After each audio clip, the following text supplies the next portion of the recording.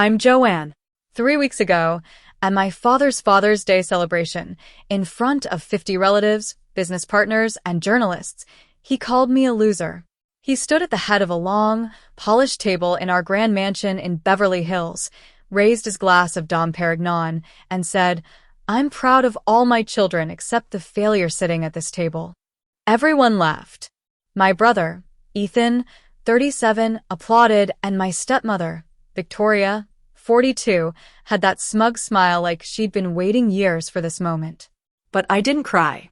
Instead, I calmly stood up, walked over to him, and placed a white envelope on his plate. For you, Dad. "Happy Father's Day," I said firmly, and then walked out. His scream echoed through the entire house when he opened that envelope. Let me take you back a few months. I grew up in a family where wealth and status were everything. My father, Richard Thompson, built his tech empire from scratch, or so he claimed. The truth was more complicated. It involved my mother's family connections that he'd rather not talk about. My mother, Amelia, died when I was 6. She was the kindest person I'd ever known. I remember winning a school art competition when I was 10. I ran home excitedly to show my father. He was in his study, surrounded by expensive gadgets and contracts. "Daddy, I won first place," I shouted. He barely looked up from his computer and said, "Art? How much money can you make from art, Joanne?" At that moment, my little heart sank. Ethan, my older brother, was the golden child. He drove a Lamborghini Aventador and had a different Rolex for every occasion. He was being groomed to take over the family business. And then there was my stepsister, Lily, 25. She was the social media influencer, always posting pictures of her designer clothes and luxury vacations. I, on the other hand, was a kindergarten teacher.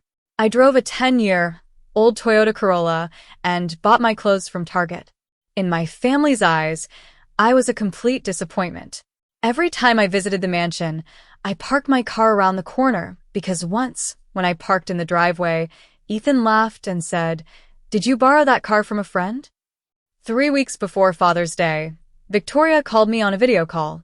She was dressed in a Gucci suit and wearing her signature Tiffany & Company necklace. "Joanne, darling," she cooed. "As you know, your father is receiving the Entrepreneur of the Year award. We're having a small family gathering at the mansion. Naturally, we need you there. The press will be there, and it's important to show a united front."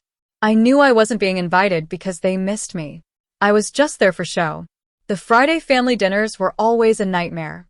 We'd sit at the long table with crystal glasses and the most expensive food. Richard would sit at the head, swirling his wine and asking about our achievements. Ethan would talk about his latest business deal, and Lily would boast about her new brand partnerships. Then he'd turn to me. "Joanne, anything to report?" He'd say with a sigh. One time, I told him about a student who had overcome great difficulties and was making progress. Ethan scoffed. "What do you get out of that?" A pat on the back. Richard just shook his head. One evening, after dinner, I was walking past the study when I heard Victoria on the phone. "Richard's been wanting to cut her off for a long time. We just need a public reason. The Father's Day event will be perfect. With all those people watching, if he pushes her hard enough, she'll crack, and she'll be out of our lives." My heart sank. I finally realized that they had been plotting against me. 2 months before Father's Day, I visited my Aunt Grace in the mountains. She was my mother's sister, a simple woman who lived in a cozy cabin surrounded by nature. She'd always been my safe haven. She knew something was wrong with me and sat me down by the fireplace. Then she brought out an old wooden box. "This was your mother's. She told me to give it to you when you were ready," she said. Inside the box, there were photos of my mother as a young woman, full of life and happiness. Beneath them was a leather journal and a sealed envelope. The envelope was addressed to me in my mother's handwriting. I was too scared to open it that night.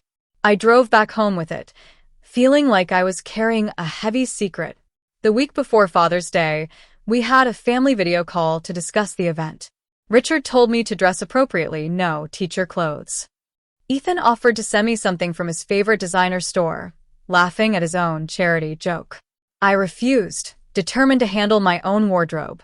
That night, I had a vivid dream of my mother. I was a little girl and she was brushing my hair. I asked her why I was different from my father. She hugged me tightly and said, "You are my greatest gift, Joanne. You are loved, wanted, and enough, no matter what anyone says." On the day of the Father's Day celebration, I wore a simple black dress that I'd bought on sale.